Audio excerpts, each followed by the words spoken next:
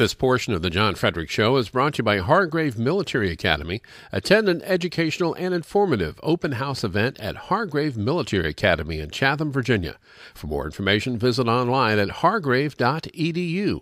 Hargrave Military Academy. Build his future. Joining us now, hot off the congressional press, so to speak, is Congressman Scott Rigell. He's a Republican. He's from the 2nd District of Virginia, a regular on our show. That's the Virginia Beach area. And Scott Rigell has been in the news amazingly the past couple of weeks. Remember, he was the original congressman to call for President Obama to come to Congress before he acted militarily against Syria.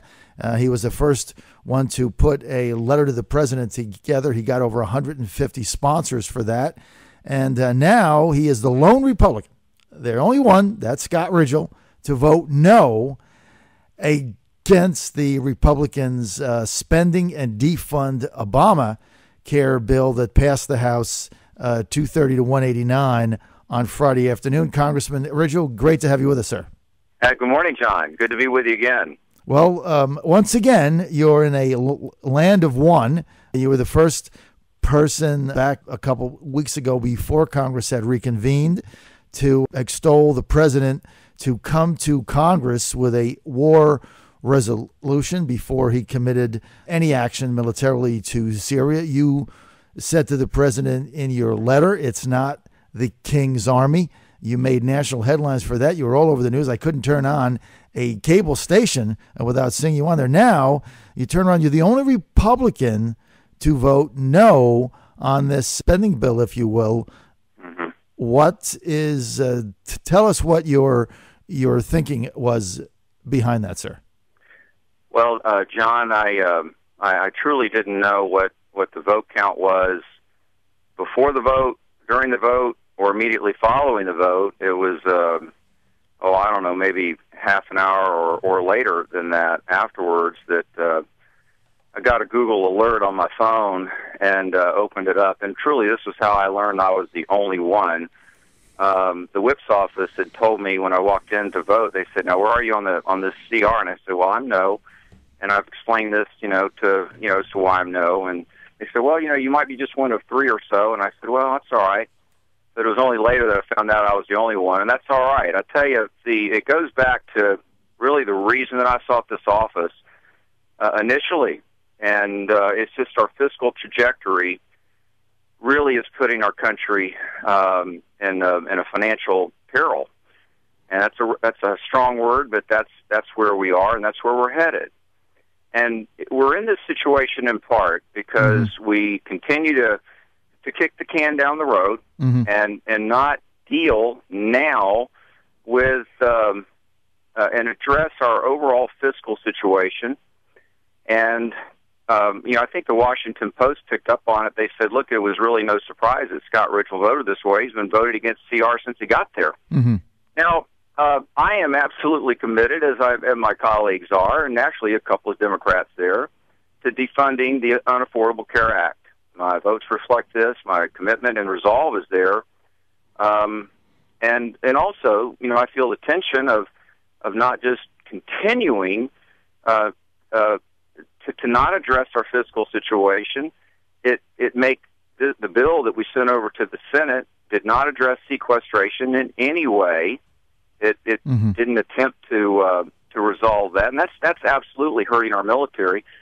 So, like is so often the case, John, you end up facing a vote where you go, well, there's compelling reasons to vote for it, and there's compelling reasons to vote against it, and I'm going to continue to elevate the importance of our country, including our party. Of course, the Democrats as well. They're, I think, principally driving this thing. They are, but on the spending side particularly, to deal with fiscal reality here. Now, Congressman, one of the issues with your no vote, and I think I understand it, what you're saying is it's not addressing the real issues. It's not addressing sequestration. So it's just another kick the can down the road. But when you look at the numbers, one could construe that, well, there goes Scott Rigell aligning himself with the Democrats because you were only one Republican that voted no. So the other 179 no votes were on the Democratic side. So are you comfortable with that? Well, I'm certainly comfortable voting my conscience, and a no vote was in no way in alignment with our Democratic colleagues. That's absolutely a wrong conclusion to come to. Mm-hmm.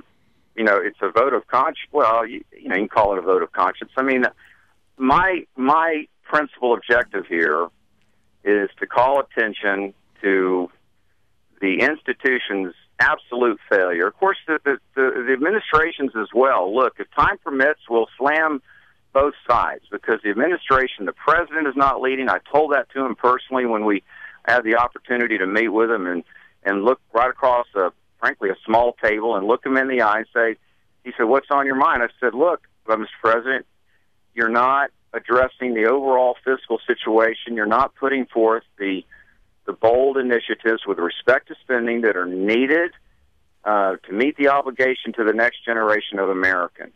And here we are, John. It troubles me greatly, and frankly, it should trouble every American, regardless of party, that we in the House only passed 4 of our 12 appropriations bills before we took about a 5.5 week recess. Now, me speaking about this actually creates some bumps in the road for me personally. Mm-hmm. When I continue to call this out, that how could we possibly go on a 5-week plus recess when only 4 out of our 12 appropriations bills have been passed? And people tell me, "Oh, Scott, people are going to get lost in the weeds on this process, and you got to stick to these." I said, no. I think the American people are smart enough to figure this out. If we don't pass 12 appropriations bills in time for the Senate to consider them, act upon them, amend them as they think and see fit, and send it back to the House for us to then, amend it and probably send it back, go to conference, and then send it over to the president for signature, that's called regular order. Mm-hmm. We haven't had regular order since I've been in Congress, and I'm approaching 3 years of this, and I am not going to be part of what is essentially enabling the institution to just keep doing this. And every time, you're pressured to, well, just sign up for this CR, just sign up for this CR. And I'm going, no, I'm not going to do that. We need to get our work done, regardless of what the Senate does or does not do. Send our bills, our appropriations bills over there.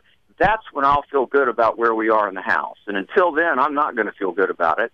And I'm going to keep talking about it, even though it could be a bit awkward along the way. That's all right with me. Congressman, when you looked President Obama eye to eye on Air Force One over that little table and said, as you just indicated, Mr. President, the country is going bankrupt. You're not leading. What did he say? He said, well, Scott, do you know what I have done and what I am for? And I said, well, I think so. And he started to walk through. He listed chain CPI, for example, and he had a few other things. And he said, look, I've really gotten sideways with a lot of my Democratic colleagues in the House and the Senate for even talking about chain CPI. And there's some truth in that. That it was a decent, first step to put chain CPI on the table like that, and we ought to embrace it. I think that's common ground. And I said, I appreciate that, Mr. President, but our fiscal trajectory is more severe than this, and we need to deal with this right now. That there's a principle of finance that things get worse on somewhat of an exponential nature when you're leveraged, and leverage can work for you or against you if you're either if you're borrowing or lending. And here we are as a borrower becoming more and more leveraged, and as so many have pointed out, and it's true, we're running out of options. I mean, if we got into some really catastrophic, real fiscal, real dire situation, we've already flooded the money supply. For example, interest rates are, at zero or practically at zero right now. And the time to address this is this Congress, this generation, right now. We can't wait. And I'm calling the alarm in Cannon 418. That's the office that I serve in, and our wonderful staff serves in at the Cannon office building. And at every opportunity, I'm saying, look, we've got to deal with this now, and start making really wise decisions. And, I think, and I know this probably some Republicans don't understand this, I think the president is truly concerned about it, but I do not think he grasps the severity of it. I just don't. When I talk to him, I think he's concerned about it, but my assessment of the risk that we have right now is sharply higher than his. I really believe that. And my willingness to lean into this and make really difficult decisions, I don't think he really grasps that. That was my impression when I met with him. So as we go forward now, Congressman, this CR, continuing resolution, got through the House. It's going to go to the Senate. I've talked to enough people in there. This thing has no shot at getting passed. I don't care how resolute Ted Cruz is. He's like one guy. It isn't going to happen. We just talked to Tom Coburn earlier. He doesn't want any part of it. So what happens? Well, now look, when people say that this is juvenile or something, I am offended, really offended by it, and I object to it. Though I didn't vote for it, okay, I do not see it in those terms. I see it this way. That represents the collective will and wisdom of the House and the House's best assessment of where we need to go from here as an opening offer. I see it as an opening offer in a negotiation process. Harry Reid sees it as, well, what does he see on virtually everything we send over there? Dead on arrival. It's dead on arrival. No, that isn't how it works. They ought to amend it in some reasonable way and send it back to us. Look, I start the day thinking, what do we have in common? Where is there common ground? Keeping children on a parent's policy till age 26? Look, stop pretty much anybody in the second congressional district, they'll tell you that's a good idea. Yep. If you ask somebody about portability, they'll say that's a good idea. Yes. John, to be specific and concise here, what I think is going to happen is Harry Reid, Senator Reid's going to hold on to that bill and probably drop it. They'll defund it, drop it back to us, kind of drop us in the well late in the process, near September 30th, and we'll have a period of great tension here. And I don't know if we'll have enough time to amend it and get it back to them, and that's going to be where the tension comes in, last day or two. Any chance that the House Republicans simply say, look, we're going to play chicken with this. We're not going to go forward with any continuing resolution to increase the debt ceiling without defunding Obamacare. We're going to let the chips fall where they may. We have popular opinion on our side. The debt ceiling is a bit different, a bit just down the road. But with respect to funding the government, on September 30th and October 1st, my belief is this, that in divided government, and then within the divided government, by structure, we have a divided government politically, I think we've got to understand and fight for a comprehensive agreement where each side gives a bit without breaking on principle, and we ought to try to, I wish we would have sent over something to the Senate that had those two provisions that I just mentioned and defunded everything else. Because then we could go to the American people and say, look, here we are, we've tried to identify some common ground, we've given the Senate something reasonable to act upon.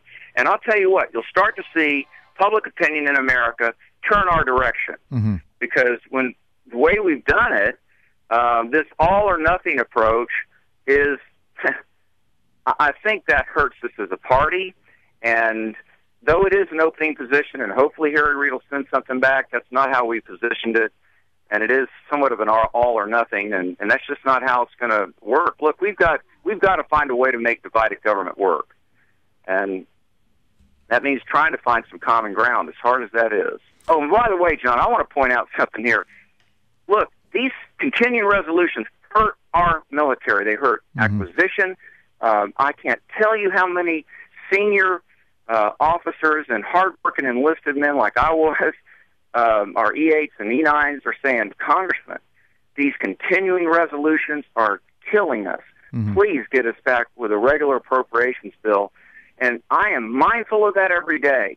And we need, and the Tea Party needs to help us with this, every aspect, and frankly, Democrats too need to help us make the case that continuing resolutions are a harmful, unacceptable method to fund our government. They are not good, John, and a culture is kind of taken over Washington that they're acceptable and inevitable, and I reject both of those premises. Congressman, we're out of time, but just to sum things up so we're completely straight on this. Sure. Your no vote on the continuing resolution on Friday, although on paper it looked like you were aligning yourself with Nancy Pelosi and the Democrats. Yeah. That's got nothing to do with it. You basically don't feel that HJ Resolution 59 made any sense for the country economically. Yes, it fell short on 2 points, and it's consistent with what I've been saying for 4 years, 17 months of seeking the office and almost 2.5 years of serving, or a little more than 2.5 years. It failed on 2 points. It failed to get us back to regular order or even move us toward that, and we only passed 4 of our 12 appropriations bills in the House before we went on a 5-week recess. I object to that. It also failed, really, our men and women in uniform. It failed to make any effort whatsoever to address sequestration. There's not a dollar of resolution in that CR that addresses sequestration. So, and this idea that it'd all be over, December 15th, and, well, Scott, it's just till December 15th. Look, there's great uncertainty about that. Mm-hmm. I can't tell you how many times they say, well, just sign up for this continuing resolution, and then, we'll have the appropriations bills in place by then.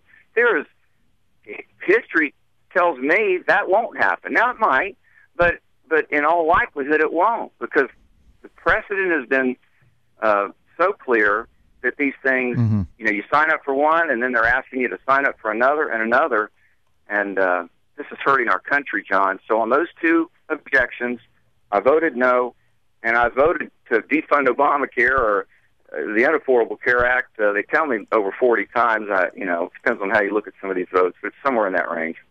Okay, Congressman Scott Rigell, we're out of time. We want to thank you for joining us today. We thank you for, as always, your candor.